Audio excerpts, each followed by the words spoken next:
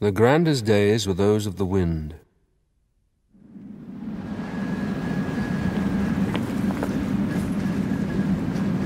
The idea was to climb up on the terrace and turn their backs to the wind.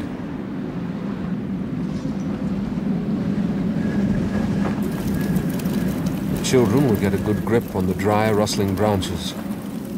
The game was to advance into the wind whilst lifting the branch higher and higher. The winner was the one who first reached the end of the terrace without letting the wind tear the branch from his hands.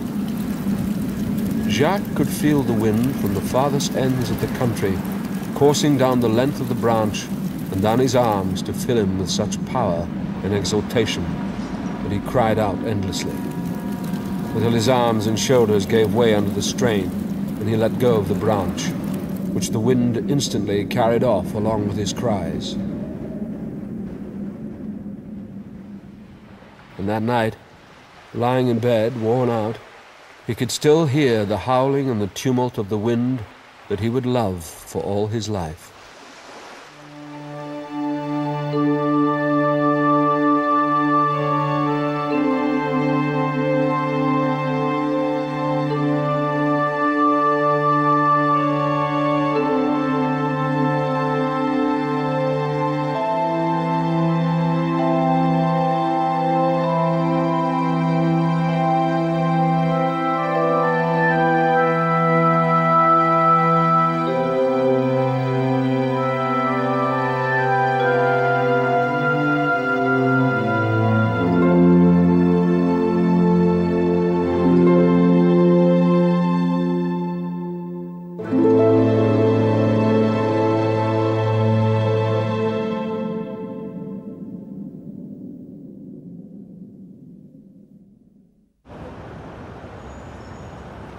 The writer's task is not to turn away from trying to solve difficult questions. Whatever our personal weaknesses, the nobility of this career will always be rooted in two undertakings which are difficult to carry out: the refusal to lie about what one knows and resistance to oppression.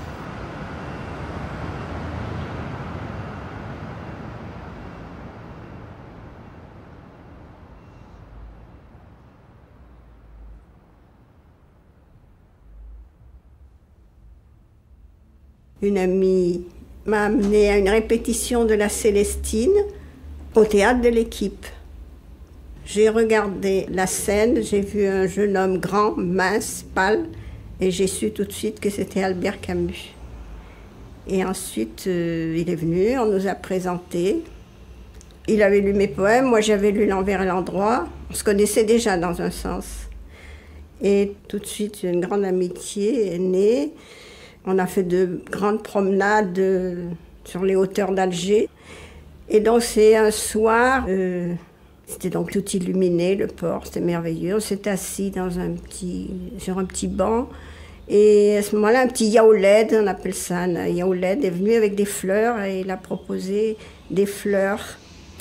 Et Camus a acheté des iris qu'il m'a offert en disant « Ce sont des iris de Florence ». Alors j'étais très touchée par ce geste très simple, bien sûr, mais de la part de ce jeune homme que je savais très démuni. À ce moment-là, il avait une vie très difficile. Il était isolé et fiévreux. Enfin, j'étais très émue par ce cadeau. Alors mes parents étaient inquiets de me voir beaucoup fréquenter ce jeune homme. Je rentrais dans la nuit, je ne parlais plus, enfin, le type de la jeune amoureuse complètement absorbée. Et puis là-dessus, nous sommes partis au Maroc. Mes parents ont décidé de faire un voyage en voiture pour me changer les idées.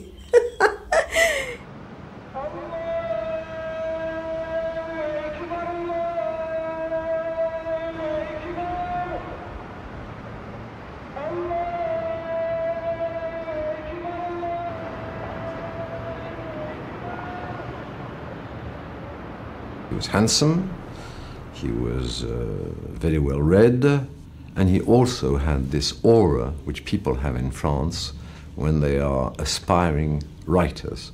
writers are respected, even in a slightly provincial place like Algiers in those days.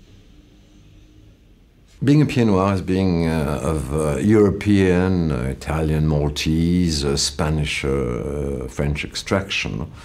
And most of the pied noirs, like Camus, were of extremely humble origins. His mother was an illiterate charwoman who could hardly speak. No books in his house at all. He lost his father when he was a few months old during the First World War. When he started going to the lycée, secondary school, was a stranger. He came from a very poor suburb, Bellecour, and suddenly he was surrounded by young boys whose families were officers, lawyers, university professors, and he was at a loss. Camus had two Algerias in his mind. One which was the Algeria of sun and beaches and girls. A free, easy life of the body, and communities that have to coexist but don't really know each other very well. Colours. He was extraordinarily sensitive to colours. And the countryside. He also had, I think, a slightly mythical Algeria in his mind. He worked in a kind of obsessive way. Silence, messieurs et mesdames, silence. Je m'étonne, messieurs, qu'on ait mené si grand bruit autour de cet asile.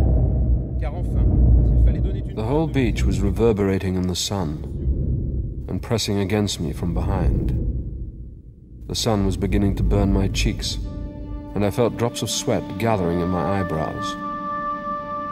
It was the same sun as on the day of Mother's funeral, and again it was my forehead that was hurting me most, and all the veins were throbbing at once beneath the skin.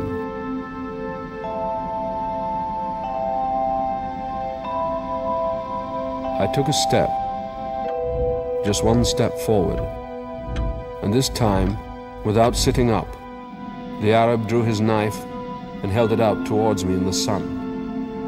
It was like a long, flashing sword lunging at my forehead.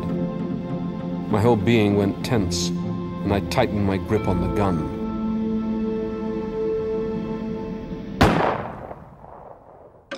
The trigger gave, and it was there that it all started. I realized that I destroyed the balance of the day, the perfect silence of this beach where I'd been happy. And I fired 4 more times at the lifeless body, and the bullets sank in without leaving a mark.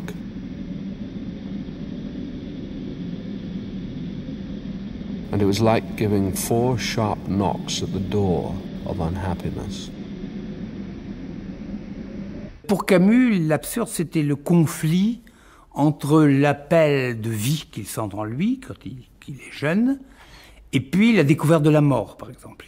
N'oubliez pas qu'il est tout jeune, qu'il découvre la mort parce qu'il se sait tuberculeux, et qu'à l'époque, être tuberculeux, c'était généralement une fin fatale rapprochée. Meursault, c'est précisément l'homme qui n'avait conscience de rien. Je veux dire que la mort ne préoccupait pas, qui était jeune, qui allait à la plage, qui aimait la vie toute simple, toute élémentaire, je dirais dire, au ras du sol, du quotidien, et que la mort qu'il donne involontairement, absurdement, il tue un arabe qu'il ne connaissait pas, simplement parce qu'il a eu peur un instant, parce que le soleil a giclé sur le couteau de l'arabe, parce qu'il a eu des gouttes de sueur qui ont coulé sur ses yeux. Il a tiré, et dès ce moment-là, il entre dans le monde du procès. Et le monde du procès, c'est la découverte de l'homme.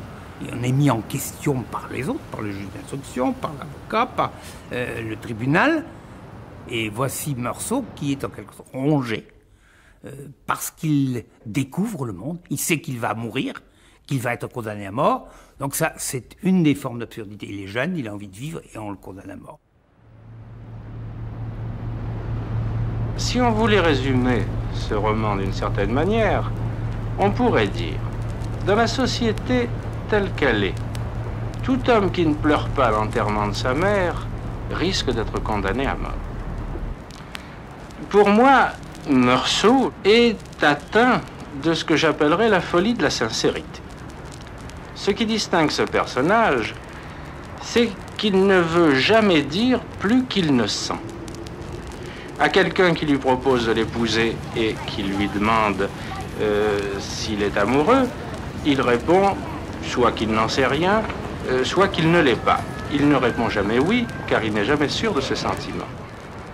Quand on l'interroge sur la peine qu'il risque d'avoir éprouvée à l'occasion de l'enterrement de sa mère, on remarquera qu'il ne dit jamais qu'il n'a pas eu de peine, mais qu'il n'affirme jamais qu'il a eu de la peine. Eh bien, c'est ce refus tenace, cette sorte de fascination de l'authenticité de ce qu'on est, de ce qu'on sent, qui me paraît donner son sens au roman tout entier. Ses lettres étaient très douces, il essayait d'amortir le choc en me disant des choses très aimables et très tendres, mais tout ça c'était très gentil. ça cachait donc ce qui était en dessous, c'est l'indifférence. En fait, il était assez indifférent et surtout, il disait que l'amour, ça n'existait pas. Enfin, il ne croyait pas à l'amour, donc par conséquent, c'est là que nous n'avons plus été d'accord. C'est un homme de cœur, mais sauf rayon amour.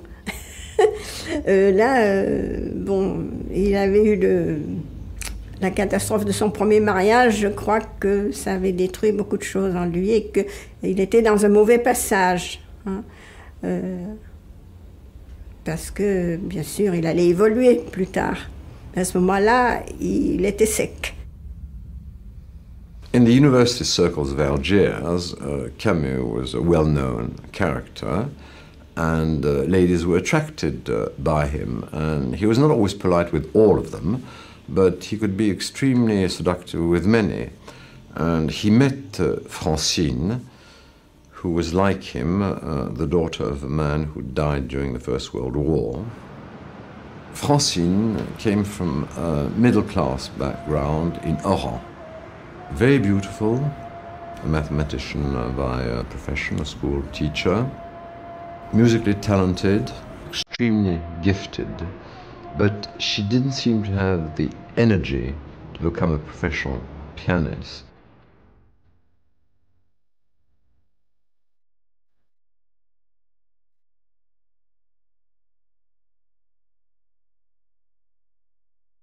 Moi, j'étais plutôt moche. Ma sœur Suzy était comme moi, sans désir de plaire par son apparence. Francine a toujours été un peu plus coquette. Je vais vous raconter comment elle nous a annoncé « Je crois que je vais épouser Albert Camus ». Albert Camus? Vous ne savez rien de lui. Il n'existait pas encore. Francine nous a dit gentiment « Il m'a chargé de vous dire qu'il n'avait pas d'argent, pas de métier, qu'il était tuberculeux et qu'il avait un grand goût de la liberté. » Francine nous a dit « J'ai une petite photo collée sur une feuille d'identité. » Sans la moindre méchanceté, je lui dis « Mais il a l'air d'un petit singe. » Elle me répond très calme « Oui, peut-être, mais c'est l'animal qui ressemble le plus à l'homme. » The Outsider is indeed a considered and deliberate book which seems to lack emotion. Maybe I will one day try to speak of that world which you love and that being whom you say you preferred. This sparseness, this rarefied air where I feel that you find it hard to breathe, has been achieved by constantly keeping at arm's length poetry, daily temptations, and, yes, love. As he stands, Meursault, who restricts himself to answering questions put to him by men or by life itself, who doesn't hate, loves in his own way. I will not deny the defects of my book, but I know that in the future I will still feel bound to it by something hard and profound.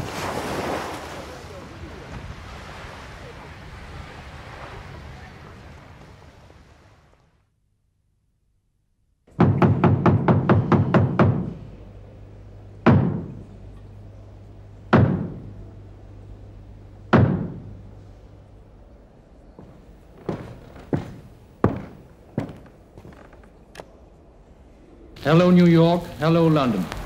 This is the French National Broadcasting. We take pleasure in bringing you the greetings of Paris that is fighting, but that is also at the eve of its liberation.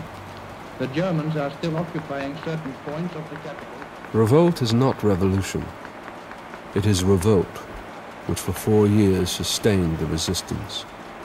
Which is to say, the total, obstinate, blind rejection of an order which wanted to force men onto their knees.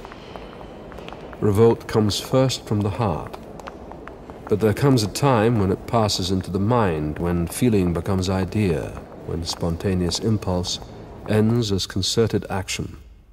That is the moment of revolution. Le lendemain de la libération, c'est une confusion des esprits extraordinaire, parce qu'on ne savait plus où était le courage. Quel était celui qui était courageux? Il y avait ceux qui étaient allés se battre à côté des Allemands en Russie, il y avait ceux qui avaient combattu contre dans la résistance, il y avait ceux qui n'avaient rien fait, qui s'étaient tenus les pieds dans les pantoufles, lesquels étaient les exemples. Si bien que les Français étaient complètement désarçonnés. Et de ce point de vue-là, Combat introduisait une espèce de bouffée d'air pur. Il a été à la tête du journal Combat. Il n'était pas directeur, il était à la tête. Il était, on pourrait dire, l'animateur. Tous les étudiants, à ce moment-là, lisaient le journal Combat. Pourquoi? Parce que c'était le journal issu de la Résistance et parce qu'il y avait un article quotidien signé AC, signé Albert Camus ou pas signé du tout. Il était plusieurs à faire l'éditorial, mais en gros, c'était lui qui les faisait. Et il écrivait un éditorial de journal comme il écrivait un livre, c'est-à-dire avec la même clarté, vous l'avez lu. Il avait un style, Camus, que les autres imitaient d'ailleurs, qui était fait de clarté, de phrases extrêmement simples et de prises de position toujours très nettes.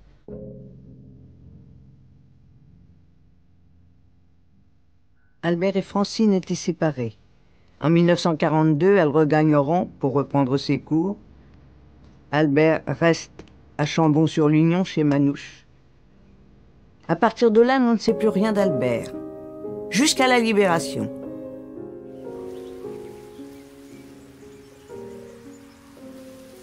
When Camus came back to settle in Paris during the war, he saw very, very few people.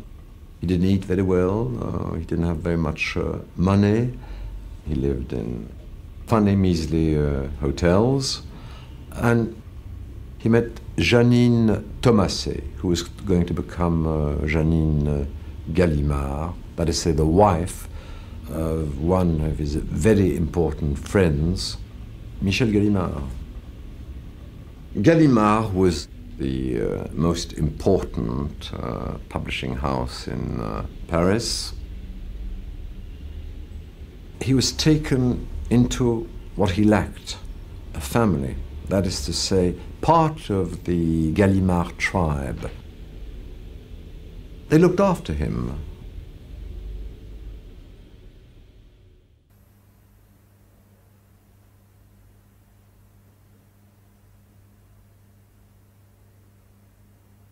Paris libéré. C'était la vie frénétique. Tous les Parisiens avaient réappris à vivre. Les théâtres, les cinémas étaient pleins, les cafés étaient pleins. Là, il y a la rencontre avec cette charmante Espagnole, qui était vive, pleine de vie, et qui, je crois, a beaucoup soutenu Albert à tous égards par sa force d'être. Tout Paris était au courant de la liaison de Maria et de Camus. Voilà. Dans quelle atmosphère j'allais voir revenir ma sœur. Il y a beaucoup de choses qui expliquent dans la peste, mais le retour était terrible. His wife was coming by the first train. If only he could put the clock back and be once more the man who, at the outbreak of the epidemic, had only one thought and one desire, to escape and return to the woman he loved. But that, he knew, was out of the question now. He had changed too greatly. The plague had forced on him a detachment, which, try as he might, he couldn't think away, and which, like a formless fear, haunted his mind.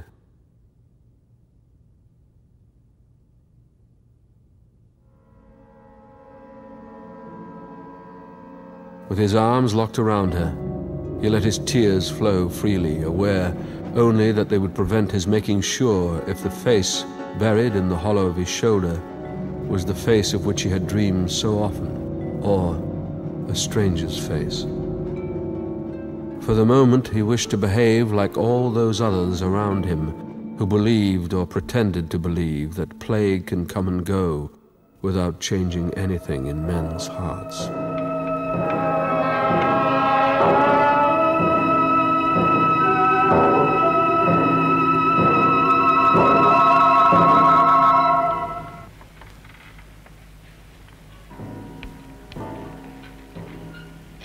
Le baron de Fife avait une femme. Où est-elle maintenant? Et quoi? Ces mains-là ne seront donc jamais propres.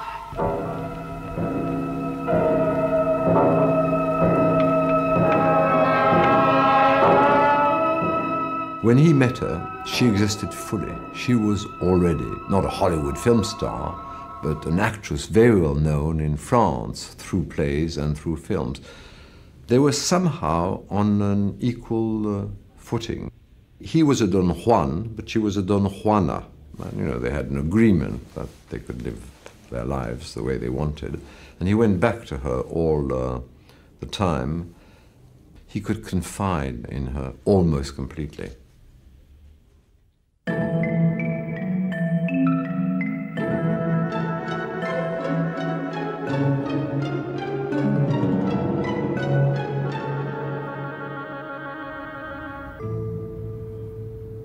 We didn't have anybody like this in American literature.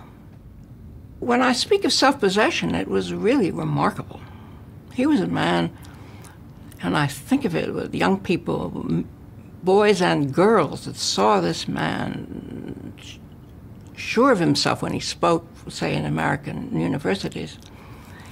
Handsome, too thin at that time when he came to America. And they found there the hero, some people found there the hero that we didn't have. This was a rare and impressive figure coming out of the Second World War, in which he had participated as a resistant. And here was a writer who was wholly concentrated on ethical matters. And yet there was something impenetrable about him. Something very mysterious and ambiguous. I met him a couple of weeks maybe after he had arrived. I was just 20, and he was indefatigable about seeing New York, even though he was not strong. He was, in fact, quite ill. And he began to be my guide, not the other way around. Not only was he indefatigable, but he was irrepressible. I can't tell you the number of times, maybe 3 or 4, that it took me, and sometimes other people, French people, to their horror, really, to Sammy's Bowery Follies, which was a nightclub like a saloon. And they had these wretched women who played, they sang, and they played instruments. They may have been former chorus girls or something like that, but they were chosen because they were very fat, and they would shake all this fat around. It was grotesque and painful, to me anyway. But he thought that this was, for some reason, hilarious. Although I think it was not unkind, but that people would come, like himself, night after night to see this thing. He wrote a lot of letters. I also wrote him a lot of letters. Hundreds. Pat, darling, here I am back in my old Paris after 12 days at sea. Days which were filled with you, with my regrets, and with this despairing and wondrous thing which has been between us. Paris, which is as beautiful as ever, is my only consolation. I have walked alone in the city several times. It is the only way I had of walking in it with you.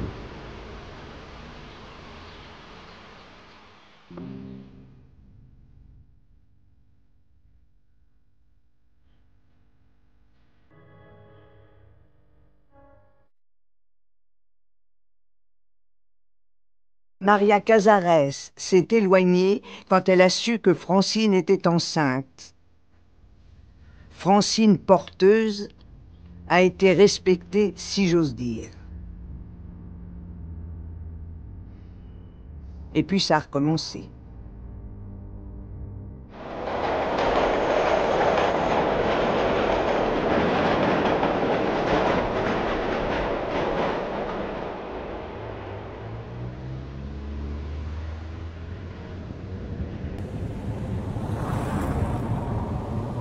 Sartre et Camus se sont connus par la littérature et un peu par la résistance. Ils sont souvent finis à 2h, 3h, 4h du matin dans des cafés qui sont devenus célèbres, qu'on a considérés comme des cafés existentialistes. Et Sartre était le centre. Camus était à ce moment-là un personnage, écrivain, de talent, mais enfin qui n'avait pas la même influence. Les dissentiments sont assez vite arrivés parce qu'ils n'avaient pas une approche tout à fait identique. Et puis, avec les années, la tension de la guerre froide qui va monter, Sartre prend à ce moment-là le parti de l'Union soviétique et Camus lui dit « je prends le parti de la vie. Je suis contre une nouvelle guerre. La révolte aujourd'hui, c'est de se révolter contre la guerre. »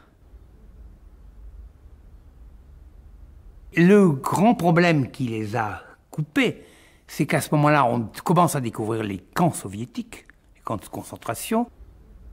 Sartre ne le niait pas. Simplement, il avait dit qu'il ne faut pas désespérer Billancourt, c'est-à-dire la classe ouvrière, et il ne faut pas la désespérer en disant que les Russes ont des camps de concentration.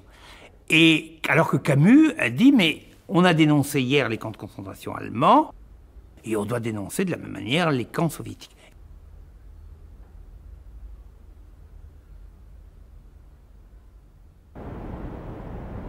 In order to exist, man must rebel. But rebellion must respect the limits that it discovers in itself. In contemplating the results of an act of rebellion, we shall have to ask ourselves each time whether it remains faithful to its first noble promise, or whether it forgets its purpose and plunges into a mire of tyranny or servitude. In absurdist experience, suffering is individual.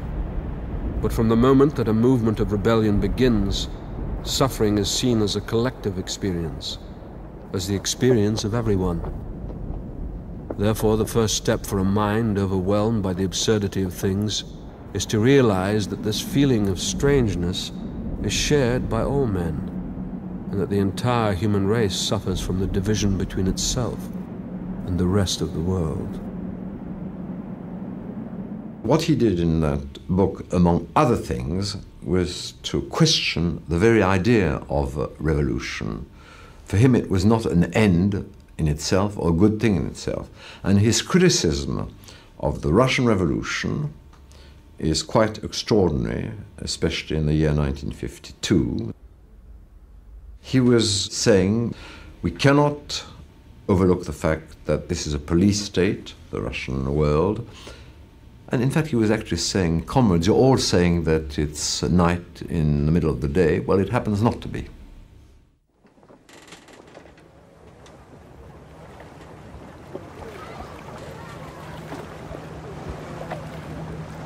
Il y avait encore un parti communiste vivant en France et il y avait une classe ouvrière qui était repérable comme telle, enfin, ce qui n'est plus tout à fait le cas aujourd'hui.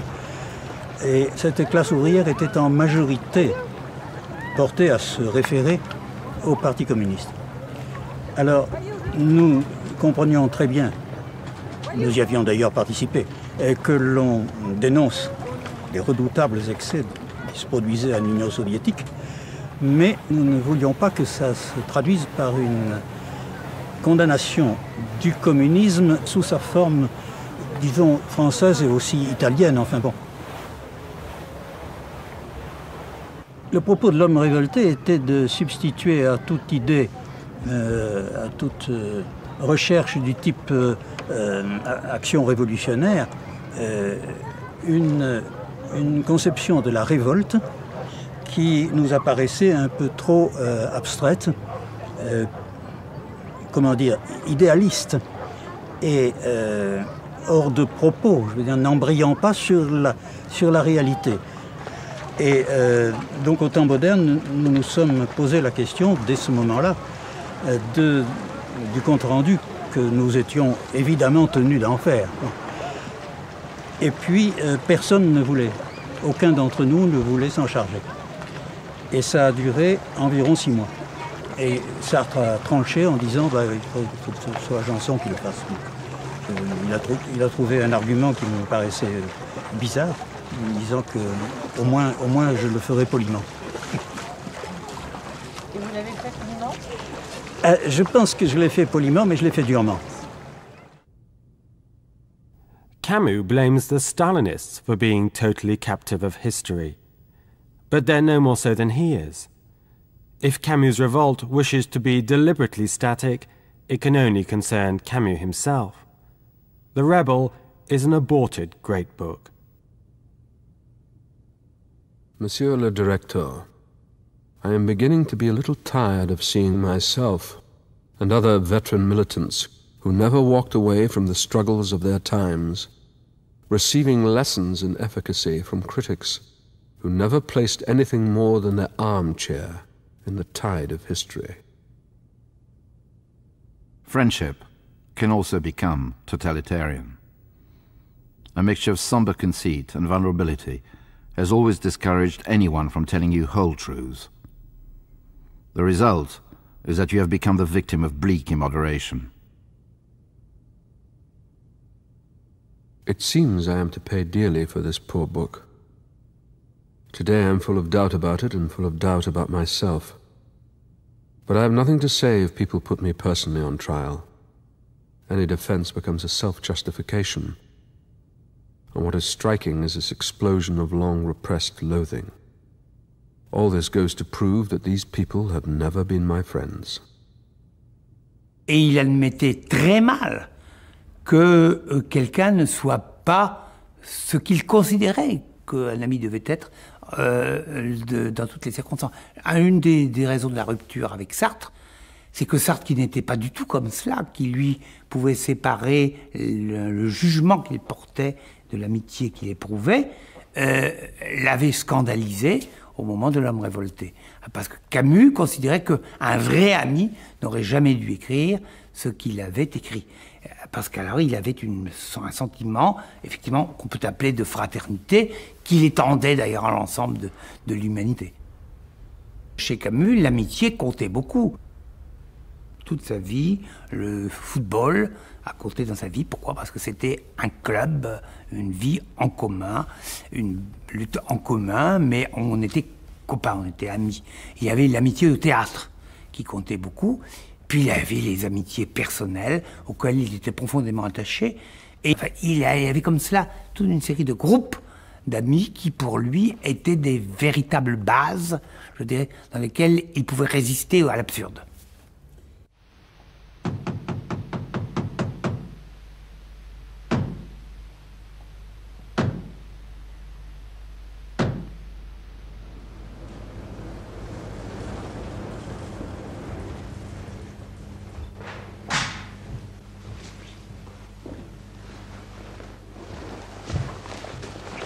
Comment?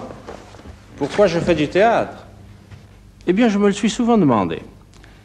Et la seule réponse que j'ai pu me faire jusqu'à présent vous paraîtra sans doute d'une décourageante banalité. Tout simplement parce qu'une scène de théâtre est un des lieux du monde où je suis heureux.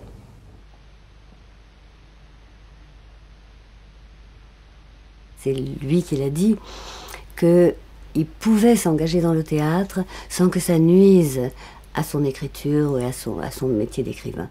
Et je crois qu'effectivement, ce que ça lui amenait, c'était un grand bonheur et une sensation de chaleur, de solidarité, de tout ce qu'il n'avait plus auprès de ses contemporains, comme il disait. Et puis le bonheur de faire ce qu'il avait toujours aimé, c'est-à-dire de présenter sur un plateau ce qu'il appelait une histoire de grandeur racontée par des corps.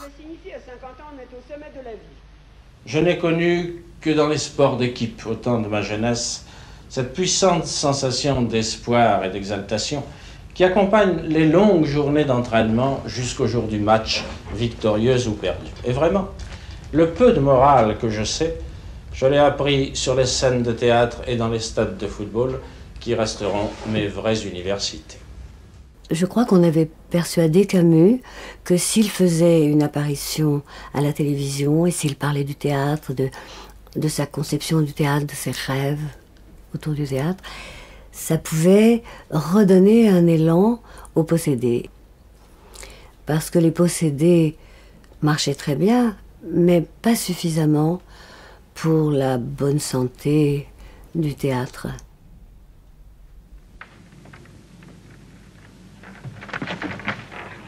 Je vous ai effrayé? Pardonnez-moi. Ce n'est rien.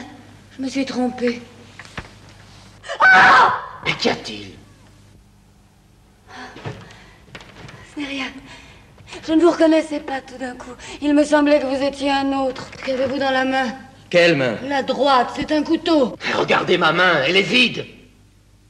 Cette histoire du corps, par exemple, c'était quelque chose qui lui tenait très à cœur. Il pensait que les acteurs devaient respirer largement, devaient se servir de leur corps un peu comme des athlètes ou des danseurs. Il y a une petite anecdote comme ça que raconte Jean Vilar.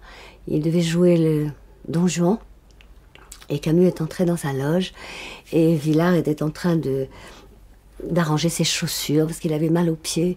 Et Camus lui dit, c'est très embêtant parce qu'on ne peut pas jouer Don Juan quand on a mal aux pieds. Don Juan est un danseur. Toi, tu ressembles beaucoup à mon prince, mais c'est fini. J'ai percé ton mensonge. Toi, tu veux plaire à cette demoiselle.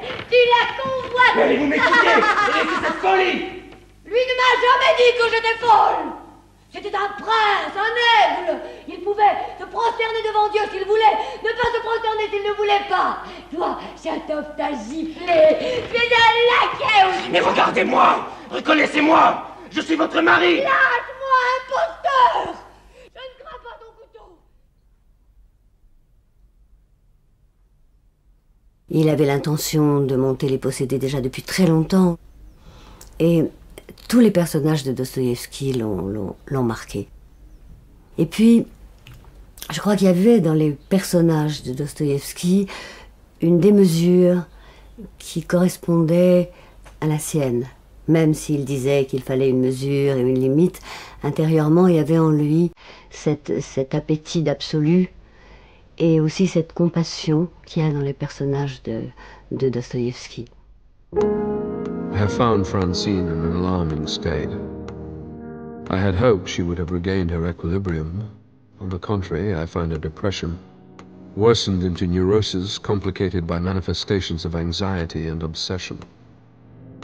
Apart from my sister-in-law, Christiane, no one in her family can really be of help to her, nor understand her. But now, it is too late. Ma sœur était très résignée en apparence. Ce n'était pas une souffrance de tous les instants.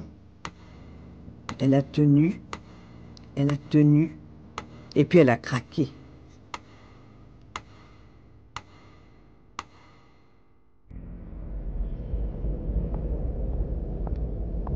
Albert a perdu pied. Il a pleuré, il a pleuré. Elle s'éloigne, elle s'éloigne. Elle s'en va, Christiane. Elle devient folle, quoi.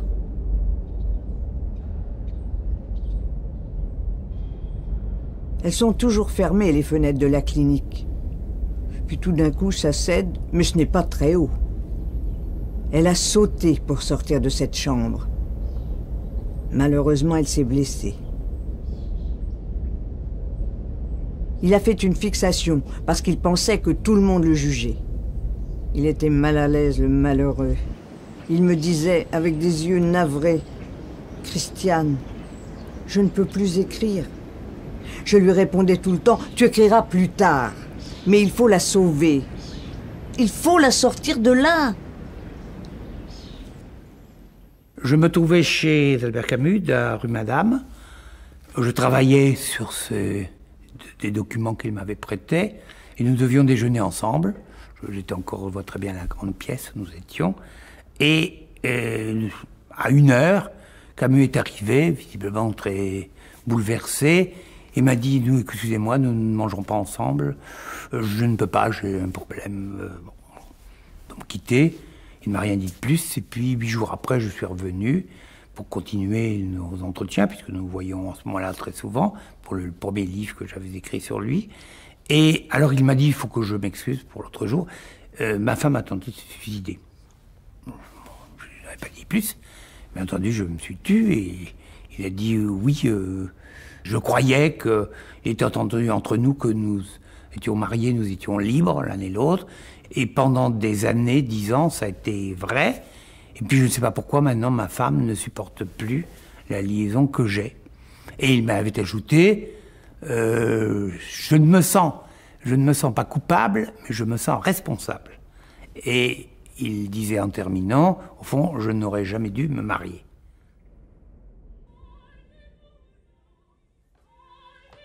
La Chute est parue en 57, et c'est un grand avocat qui était à Paris, et qui était un homme très brillant, très ouvert, très dans le monde, et qui a eu une expérience un jour douloureuse de culpabilité par rapport à une sorte de non-assistance à personne en danger, et ça l'a remis complètement en question, et il a en quelque sorte tout lâché pour s'exiler à Amsterdam.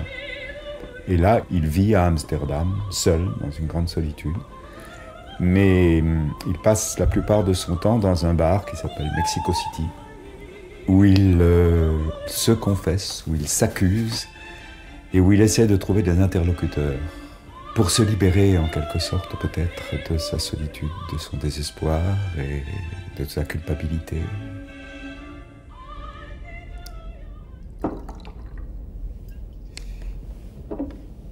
Eh bien voilà, il y a quelques années, j'étais avocat à Paris. Un avocat assez connu. Et j'avais une spécialité, les nobles causes. Je ne me suis jamais senti à l'aise que dans les situations élevées. Ma profession satisfaisait heureusement cette vocation des sommets. Elle m'enlevait toute amertume à l'égard de mon prochain, que j'obligeais toujours, sans jamais rien lui devoir. Pesez bien cela, cher monsieur. Je vivais impunément. Je n'étais concerné par aucun jugement. Je ne me trouvais pas sur la scène du tribunal, mais quelque part dans les cintres, comme ces dieux que de temps en temps on descend au moyen d'une machine pour transfigurer l'action et lui donner son sens. Après tout, vivre au-dessus reste encore la seule manière d'être vu et salué par le plus grand nombre. Les juges punissaient, les accusés expiaient, et moi, libre de tout devoir, soustrait au jugement comme à la sanction, je régnais librement, dans une lumière édénique. À force d'être comblé, je me sentais, j'hésite à l'avouer, je me sentais désigné. Et cette conviction m'a soulevé longtemps au-dessus du train quotidien. Et j'ai plané, littéralement, pendant des années. Dont, à vrai dire, j'ai encore le regret au cœur.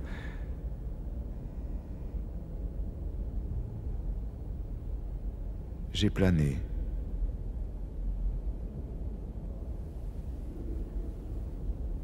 Jusqu'au soir.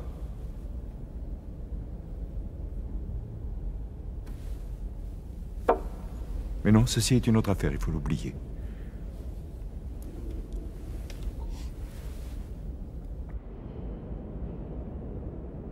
Le personnage de Clamence, c'est la duplicité. C'est le fait que nous sommes tous doubles. Hein. C'est ce que je... Clamence est à la fois odieux, cynique, ironique, et en même temps touchant, attendrissant, généreux. Il est à la fois ouvert au monde et à la fois enfermé dans sa solitude. Et bien sûr, Camus est totalement dans la chute. Mais il n'est pas Clamence.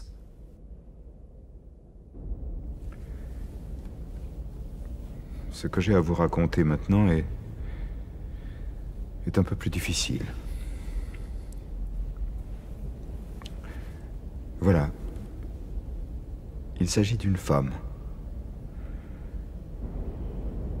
Cette nuit-là, en novembre, je regagnais la rive gauche et mon domicile.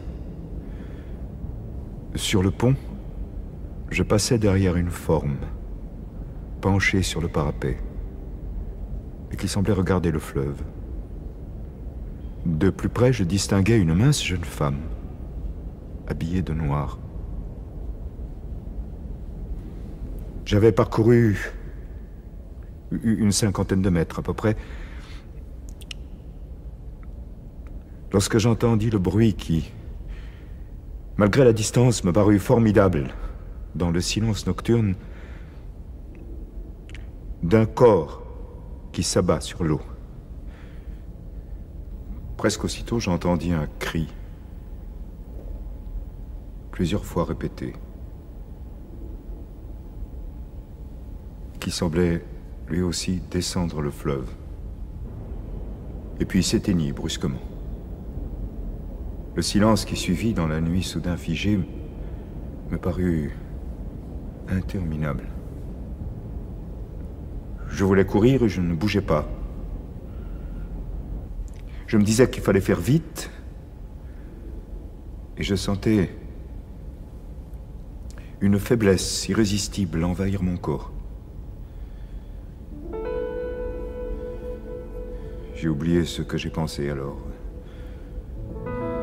Trop tard. Trop loin.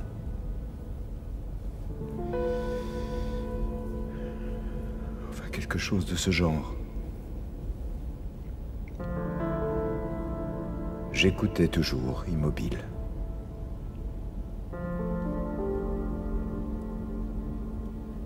Puis, à petits pas sous la pluie, je m'éloignais. Je ne prévins personne.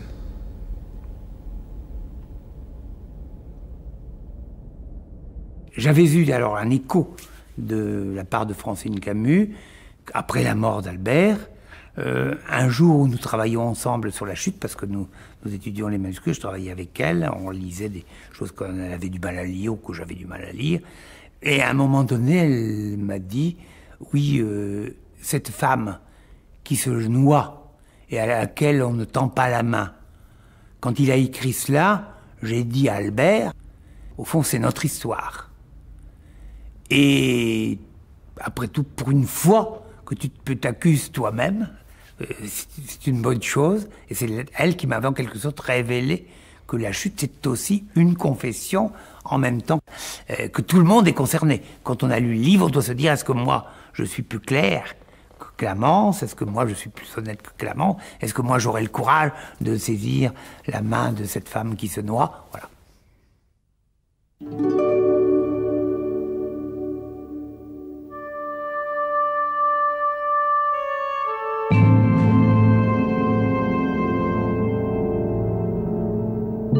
People talk today of an Algerian nation. This exasperates me. All this has nothing to do with the concept of nation. What anyone might say today's Algeria is a land inhabited by two peoples, and I mean two peoples. One is Muslim and the other is not. They both have an equal right to justice and an equal right to preserve their homeland. I'm distraught by events there. Algeria is choking me. I can think of nothing else.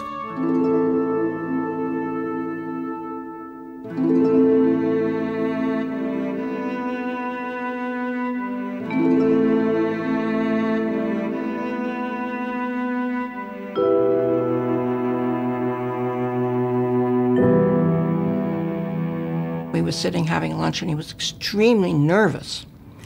And a runner arrived from Gallimard and made his way through this crowd there and said to him that if not the decision hadn't been made, it was a sure thing. And he was panicked, suffoqué is what I told Olivier about it. And he just raised his hands up and he said, no, it should have gone to Malraux. He told that to a lot of people. Camus in 1957 was, according to all witnesses, absolutely crushed by getting the Nobel Prize.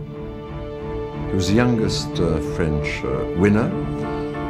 He was a man who thought that most of his work was in front of him, and getting the Nobel Prize was like being buried alive. Il y avait une forte opinion, du moins parmi les intellectuels et les journalistes en Suède, en ce qui concernait la question de l'Algérie. Et évidemment, ça posait quelques grincements. De même, il y avait en France aussi une opposition entre Camus et Sartre après L'homme révolté. Donc il y avait des choses qui n'étaient pas très agréables à ce moment-là.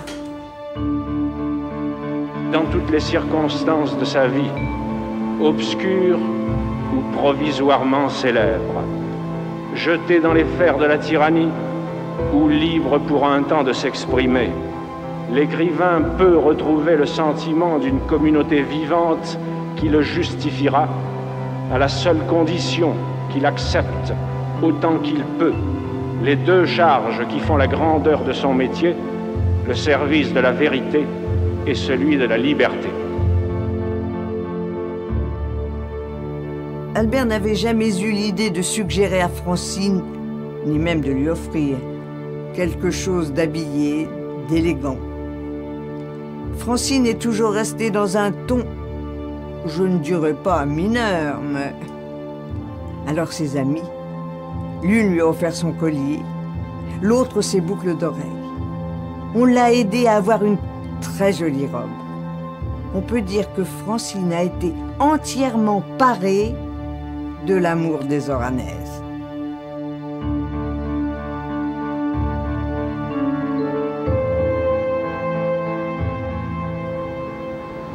Après leur journée donc, du prix, il y a eu cette espèce de rencontre avec les étudiants de l'université de Stockholm. Et il y avait là aussi un jeune Algérien qui avait vivement entrepris sur la question algérienne. Et c'était d'ailleurs un peu désagréable en ce sens que entre chaque attaque qu'il lançait contre Camus, il redescendait dans la salle où il avait des copains suédois qui le conseillaient en ce qui devait être dit la prochaine fois. C'est un petit peu comme si ces étudiants-là lâchaient un chien après Camus. Moi, j'ai trouvé ça très désagréable. Et c'est à ce moment-là que Camus a dit la fameuse chose au sujet de sa mère et de la justice. Il a dit quelque chose dans ce genre que, en ce moment-ci, on lance des bombes dans les tramways à Alger. Ma mère peut se trouver dans un de ces tramways. Si c'est ça votre justice, je préfère ma mère.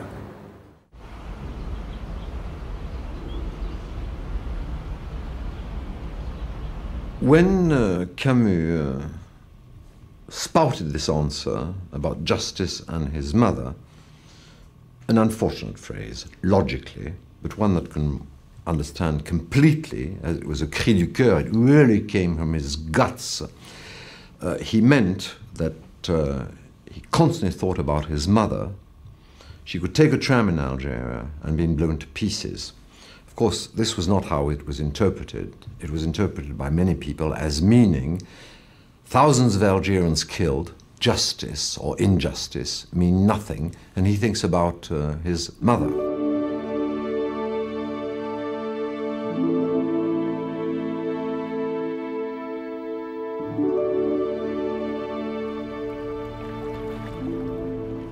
Camus, after the Nobel Prize, had years of being ostracized for two reasons.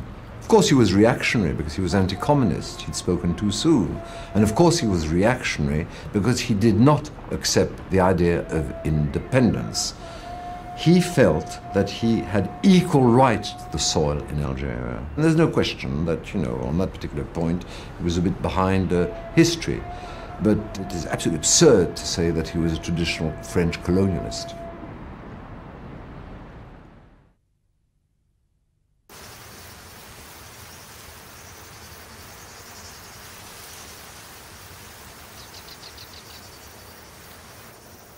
Arrived in Lourmarin, exhausted. For years I have wanted to live according to the morality of the majority. I forced myself to live like everyone else. I said what was necessary to say in order to bond, even when I felt separate. The upshot of all this was catastrophic. Now I am wandering among the wreckage, resigned to my singularity and my disabilities. And I have to rebuild a truth, having lived all my life inside a kind of lie. Il a eu le prix Nobel, donc un peu d'argent, parce que c'est vrai qu'il était plus pauvre, parce qu'il avait des droits d'auteur qui n'étaient pas minuscules, mais enfin il ne disposait pas de capitaux ni rien, donc il a eu pour la première fois de sa vie une somme devant lui. Et je pense que comme il y avait René Char qui était à l'Île-sur-Sorgue, pas loin, qu'il venait en vacances ici avec ses enfants souvent, enfin dans la région. Il a cherché cette maison, il l'a trouvée, et elle lui a plu. Et je crois qu'il y a été bien.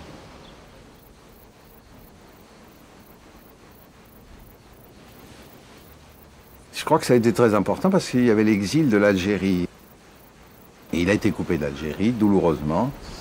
Et vous savez, l'Algérie, c'était le soleil, c'était son pays. Enfin. Alors, il était vraiment dans une solitude assez profonde. S'il n'y avait pas eu un nombre d'hommes comme ça autour de lui qui l'aimaient beaucoup et de femmes, il aurait été très isolé.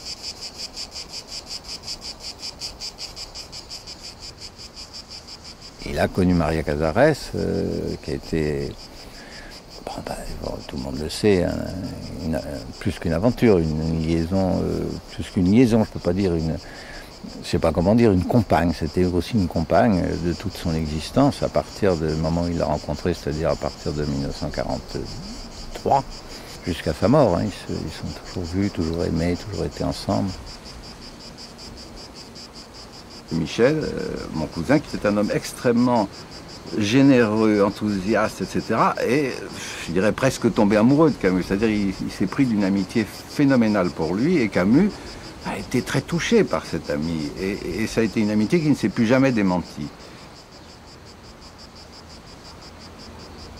Et bien entendu, Michel a tout fait pour aider Camus, parce qu'il était un des directeurs de la maison d'édition, il l'a fait engager par la maison d'édition pour qu'il soit lecteur, et ils ont été des amis qui ne se quittaient plus, qui se voyaient tout le temps, qui passaient des bouts de vacances ensemble, etc. Et ça a duré jusqu'à leur mort commune, quoi.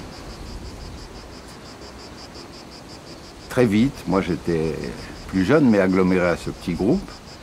Et la première chose qui m'est dite, c'est je sais que tu as joué au rugby. Moi, je suis un bon joueur de football. On est fait pour s'entendre. D'ailleurs, j'avais un copain comme toi qui était un peu costaud, musclé. Et à partir de ce moment, on est devenus amis, quoi.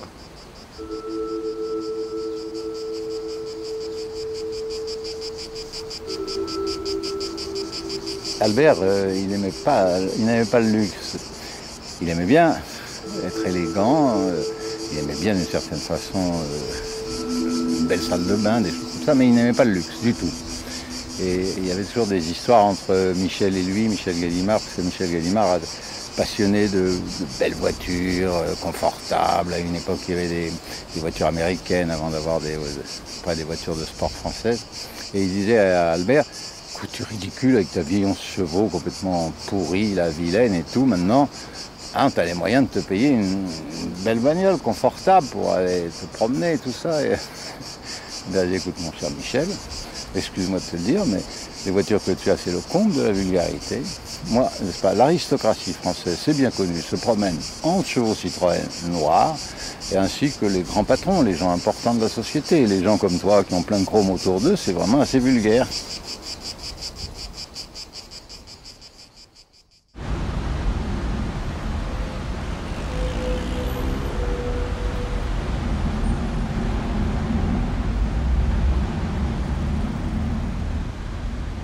J'ai rencontré Camus au début de l'année 57 et je l'ai rencontré d'une façon assez amusante dans un café, au Café Flore. J'étais en train d'écrire à ma table du courrier ou je ne sais plus trop quoi et il m'a remarqué et il a envoyé un des amis qui était à sa table pour m'inviter à venir à la sienne, quoi. J'étais tout à fait hors du circuit intellectuel parisien et comme en même temps je m'intéressais aux mêmes choses que lui mais d'une façon juvénile, et puis nous nous entendions admirablement ensemble, on riait beaucoup ensemble, je pense que je lui apportais de la gaieté et je pense que c'est ça, enfin c'est mystérieux les choses, les relations amoureuses. C'est difficile de parler de sa vie privée, mais en même temps, c'est un passage de ma vie qui a tellement compté pour moi que de ne pas en parler du tout, ça me paraissait aussi anormal qu'étrange d'en parler. Enfin, c'est très difficile, d'ailleurs je ne sais toujours pas si j'ai raison d'en parler.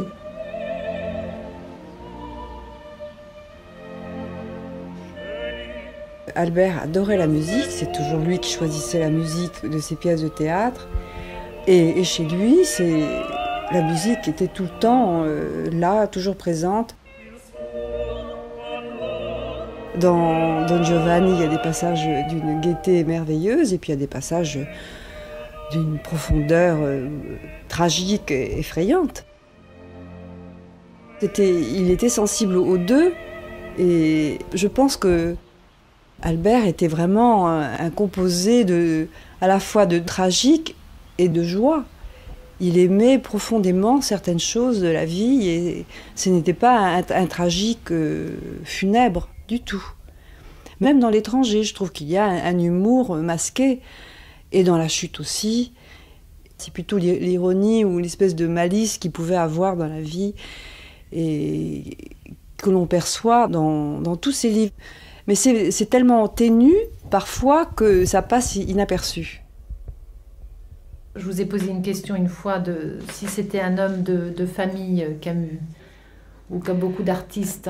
Je pense qu'il avait besoin d'une famille parce que c'était un homme de cœur et très affectif, mais il avait aussi énormément besoin de solitude et de méditation, donc d'un espèce de repli sur lui-même. Et il arrivait difficilement à concilier tout ça parce que c'est toujours difficile d'être à la fois un solitaire, un ermite qui écrit dans son coin et en même temps d'avoir besoin du contact des autres et des devoirs et des obligations qu'on a envers ceux qu'on aime. C'est un peu difficile à assumer tout ça.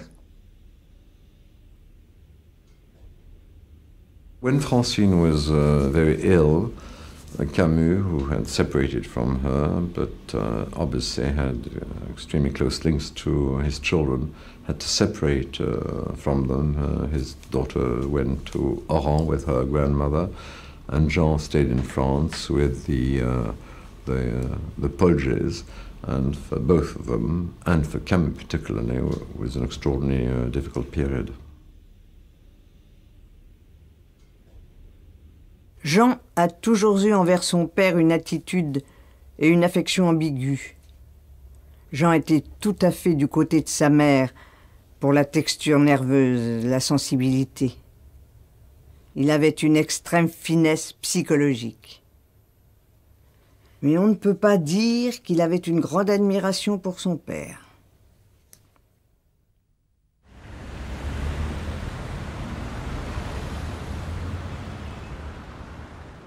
Je ne voulais pas apparaître sur un écran. Parce que pour avoir une vie à soi, il faut savoir quelquefois prendre des virages, refuser des choses, quelquefois se cacher, ce que j'ai fait longtemps.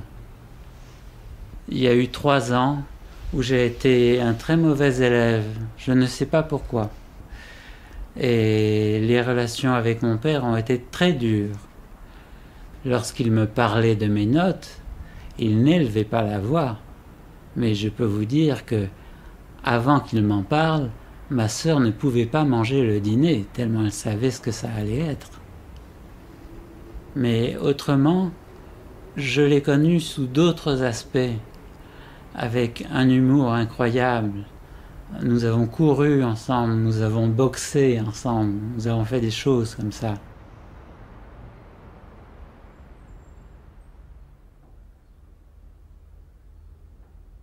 Catherine a une maladie de jeunesse. Après sa guérison, elle a louché. Petite, elle pensait qu'elle deviendrait aveugle. On entendait des tapes, tapes, tapes de quelqu'un qui se dirige dans le noir. C'était Catherine. Elle s'habituait à marcher, à toucher, à se diriger dans la nuit. Ça, c'est tout à fait une attitude d'Albert. Tout ça fait avec force de sa part. La force de surmonter tout. Il parlait pas tellement de lui, mais quand on avait un peu des exigences, qu'on demandait quelque chose qui n'était pas essentiel, il nous expliquait comment lui avait vécu et à quel point nous, on était déjà très gâtés, donc on n'avait pas besoin de ce qu'il appelait le superflu. C'est-à-dire que à 10 ans, par exemple, il nous a dit que maintenant, il fallait demander des cadeaux utiles. Le cadeau utile étant, par exemple, un cartable pour aller à l'école. Je ne sais pas si ça... Quand vous avez 10 ans, vous ne trouvez pas ça fantastique. Mais c'était comme ça, et c'est comme ça que je savais l'enfance de mon père. Mais sinon, non, au contraire, il faisait très... il était très rassurant parce qu'il aimait la vie et que, par exemple, les parents sont toujours en train de vous dire tu as assez mangé. Mais moi, si je mangeais énormément, ça le faisait beaucoup rire. Il n'avait pas l'air de dire que ça se faisait pas, quoi. Il aimait la vie, il était... Donc, on ne le sentait pas du tout en mauvaise santé. On le sentait très solide, au contraire, et très tonique. Très tonique. J'avais 14 ans quand papa est mort et j'ai lu L'étranger à 17 ans. Je me suis dit qu'il me faudrait du temps pour prendre ces livres. Je voulais pas être adulte, mais je voulais avoir une distance vis-à-vis de lui. Une distance dans le temps. Je n'aurais pas supposé d'un homme qui était sportif, qui était aussi, disons-le, un peu macho, hein. Je n'aurais pas supposé l'espèce de sensibilité, ni l'espèce de... Appelons ça astuce, mais comment traduiriez-vous craftsmanship que je trouve dans L'étranger? Quand je pense qu'il a écrit ça en 1942, vraiment ça m'étonne. Je trouve ça assez fort. Je pensais que mon attitude envers mon père affecterait beaucoup ma manière de lire les livres. C'est le contraire qui s'est passé. Ce sont les livres qui m'ont mieux appris qui était mon père. C'est une chose qui me frappe, c'est que quand on parle de mon père, c'est pas lui. On parle d'un homme célèbre, d'une espèce de mythe qui est un peu statufié, qui est un peu même moraliste, ennuyeux. Et quand je dis que oui, il avait des faiblesses, c'est-à-dire qu'il était comme tous les hommes, il aimait les femmes, par exemple, et que ça peut être considéré comme une faiblesse, mais qu'il était aussi sujet au doute. Il disait toujours que si un jour il appartenait à un parti, ce serait au parti des gens qui ne sont pas sûrs d'avoir raison. Very early on, Camus decided that his work as a writer would progress. Each stage would be marked by a play, a novel, and an essay. The first cycle, as he called it, was the absurd. Then as he proceeded on, rebellion, revolt. And then, towards the end of his life, he felt that he was coming to a completely new cycle, which would be that of nemesis, happiness, and he started with the novel, which was going to be a 2-volume novel to begin with. And at the same time, he was looking back at his family's history. Quand il est mort et que Francine m'a dit qu'elle avait trouvé dans la sacoche qu'il avait avec lui dans l'auto un manuscrit qui était inachevé et qui était le premier homme, j'ai été très très étonné. Mais Camus a toujours fait un plan général de son œuvre dès sa jeunesse, enfin, dès qu'il a commencé à penser qu'il pouvait faire une œuvre. Et il avait donc noté l'idée du premier homme. Mais d'un autre côté, il y a eu cette espèce de cassure dont je vous ai parlé, d'écœurement vis-à-vis du monde des lettres, où il s'est tourné totalement vers le théâtre, où il a fait l'adaptation des Possédés, et qu'il pensait être beaucoup plus heureux, et il l'était d'ailleurs avec les comédiens, une troupe de théâtre. Et donc, si vous voulez, des gens quand même proches comme moi, il m'avait dit, et je lui avais dit, ça va, tu m'as déjà fait le coup au moment de la chute. Non, non, c'est fini, je te jure, je suis complètement à sec.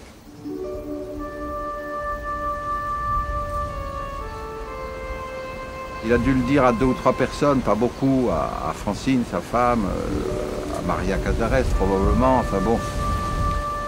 C'était un renouveau littéraire.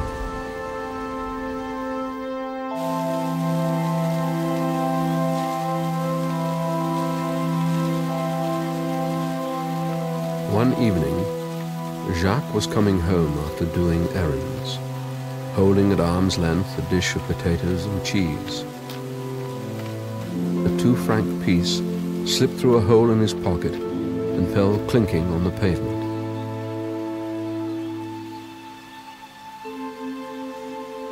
I could have lost it, he thought suddenly.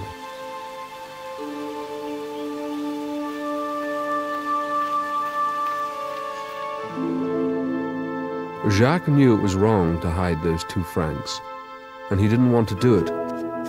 That was why he himself did not understand why he did not immediately give back the change.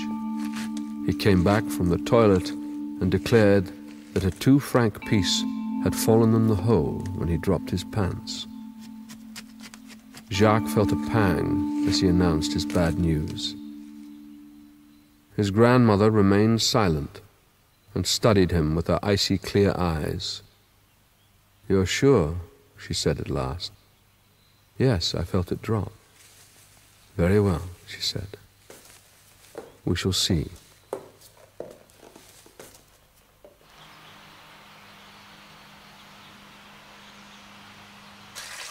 When she summoned him, he found her at the wash basin. There was nothing there. "You're a liar." In that instant he understood it was not avarice that caused his grandmother to grope around in the excrement, but the terrible need that made 2 francs a significant amount in this home. And now he clearly saw with a spasm of shame that he had stolen those 2 francs from his family's labor. I think a lot of people, when they read The First Man, suddenly realized who Camus had been when he was a child. His mother was someone who kept her feelings to herself.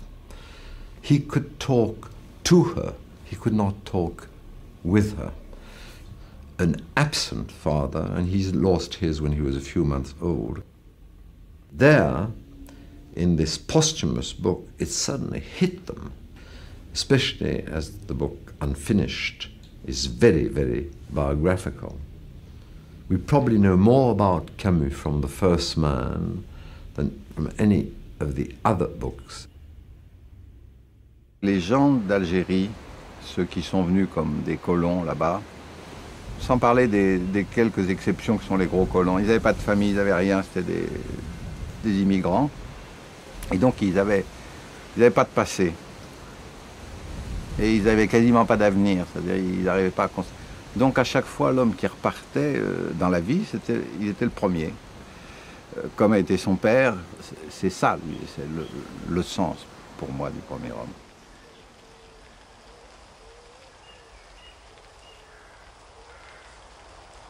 In a family where they spoke little, where no one read or wrote, with an unhappy and listless mother, who would have informed him about this young and pitiable father? No one had known him but his mother, and she had forgotten him. Of that he was sure. And he had died, unknown on this earth, where he had fleetingly passed, like a stranger.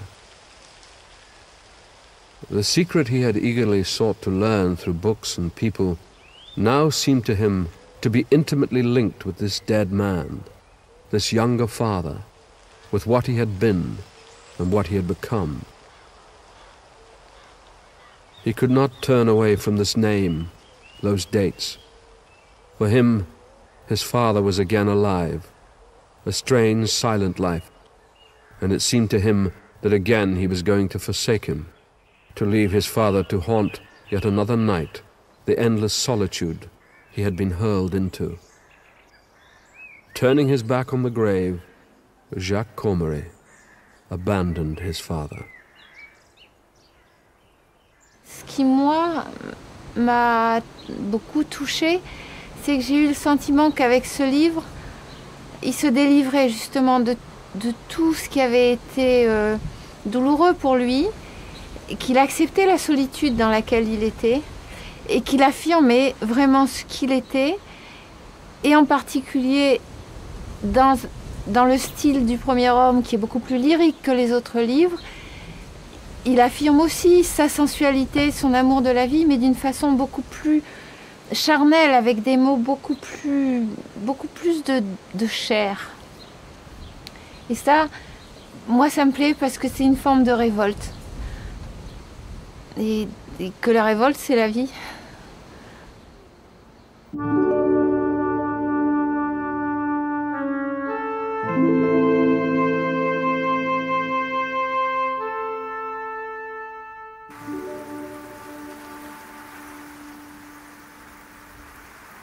Nous venons d'apprendre que l'écrivain Albert Camus, prix Nobel de littérature, a trouvé la mort dans un accident de voiture. Sa voiture a dérapé, est allée s'écraser contre un arbre sur la RN5 à 24 km de Sens. Monsieur Camus revenait de sa maison en Provence, accompagné de son éditeur, Michel Gallimard, qui conduisait sa voiture. Monsieur Gallimard, transporté dans l'hôpital le plus proche, est dans un état critique. Depuis 20 ans, Albert Camus a été le chef.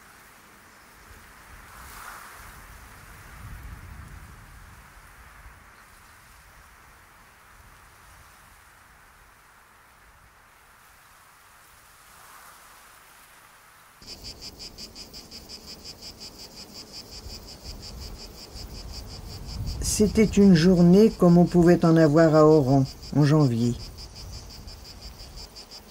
Il y a Francine, en tête bien sûr. Moi, j'étais à la traîne, près de la petite Sellers. Elle pleurait, elle pleurait. Elle a eu une très grande tristesse de la mort de Camus. Elle l'aimait. Et Maria.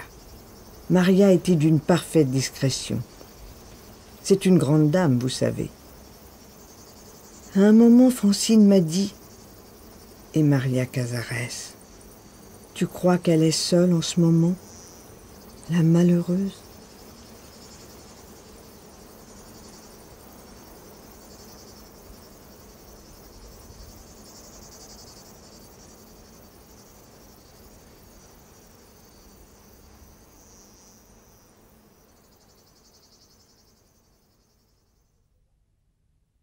J'étais devant mon poste. Il était environ 2 heures. J'ai su tout de suite, ils l'ont dit tout de suite. J'étais devant mon poste, ce qui était d'ailleurs exceptionnel. À cette heure-là, d'habitude, je n'étais pas devant le poste. Là. Hein. Justement, ce jour-là, j'étais là et j'ai entendu immédiatement. J'ai poussé un cri. Ma mère, qui était à la cuisine, est venue, mais elle avait entendu. The only thing I regret is you. For the last 13 years, New York, for me, has been you. But I will make the journey when my book appears in English. I was giving a cocktail party. A lot of literary people coming in. Fortunately, somebody called me up beforehand and told me about it. And people were making the most horrible jokes at this party. I have never forgiven it. I remember one very well-known critic said the relationship between publisher and author is knife to throat. It wasn't what I wanted to hear at the time. That kind of attack on Camus' closest friend. There's no good way to learn a thing like that. And in some ways, and I'm sure other people who knew him were still mourning him. And it comes over me sometimes. This horrible separation brings home to us, as never before, the constant need we have for one another. I await you, full of strength and passion. My beloved, my ardent one, my young girl, my lover. When you read this letter, only 2 or 3 days will keep us apart. J'étais ici et j'attendais Albert qui devait venir me voir et j'attendais en vain, j'avais absolument aucune idée de prémonitoire et puis on a sonné à la porte et je pensais que ce serait lui et là c'était un ami qui lui avait appris la nouvelle à la radio. Moi j'avais pas de radio, j'avais pas écouté la radio, donc il est venu me dire qu'il y avait eu un accident, mais il n'a pas eu le courage de me dire tout de suite qu'il était mort.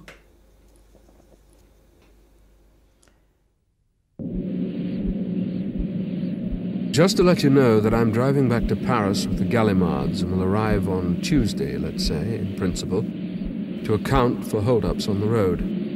I will phone you to confirm dinner. I am so happy at the idea of seeing you again that I am laughing as I write to you. I keep you close to me until Tuesday.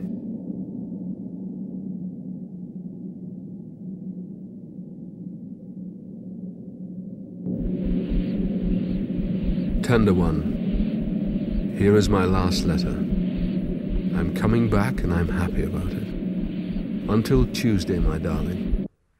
I am already kissing you and I bless you from the bottom of my heart.